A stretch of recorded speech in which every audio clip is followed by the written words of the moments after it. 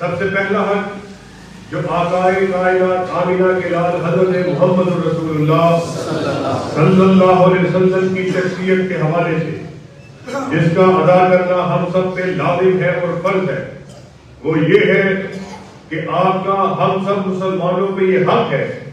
کہ ہمارا یہ عقیدہ ہونا چاہیے، ہمارا یہ نقطۂ نظر ہونا چاہیے، ہماری یہ سوچ ہونی چاہیے کہ اس پوری کائنات میں سب سے اعلیٰ، سب سے ارفع،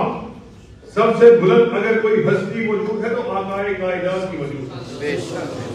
اور جس کے بارے میں خود عرش والے کا ارشاد جاری ہے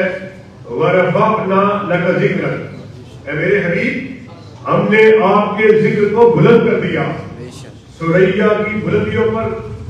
کسی کے نام نامی کو اگر رقم کیا گیا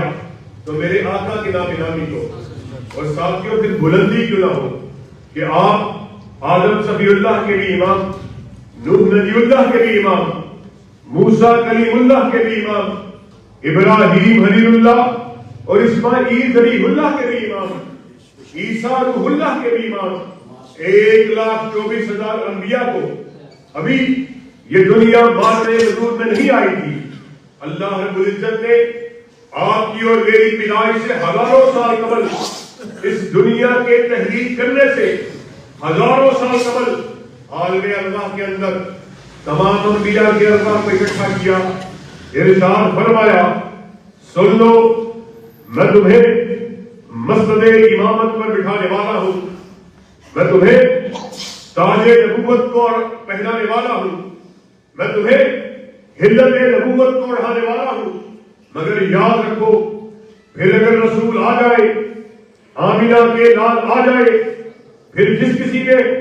آمینہ کے لال کے آ جانے کے بعد اپنی نبوت کی بات کو کیا، اپنی رسالت کی بات کو کیا، فَمَن تَوَلَّ بَعْدَ ذَلِكَ فَأُولَٰئِكَ هُمُ الْفَاسِقُونَ، اس کا نام دفتر نبوت سے کاٹ کے فاسقوں میں لکھ دیا جائے۔ حضرات گرامی کے اندر یہ مقام بلند ملا تو آمینہ کے لال حضرت محمد رسول اللہ صلی اللہ علیہ وسلم کو ملا۔ یہ ہمارا عقیدہ، یہ ہمارا نقطۂ نظر، یہ ہماری سوچ، یہ ہمارا ایمان ہے کہ آقائے کائنات حضرت محمد رسول اللہ صلی اللہ علیہ وسلم کی شخصیت کو اس پوری کائنات میں سب سے اعلیٰ، سب سے ارفع، سب سے بلند سمجھا جانا چاہیے۔ اور یاد رکھیے یہ بھی بات آپ کے سامنے رکھ دینا چاہتا ہوں، بلندی دو طرح کی ہوا کرتی ہے، ایک روحانی بلندی ہوا کرتی ہے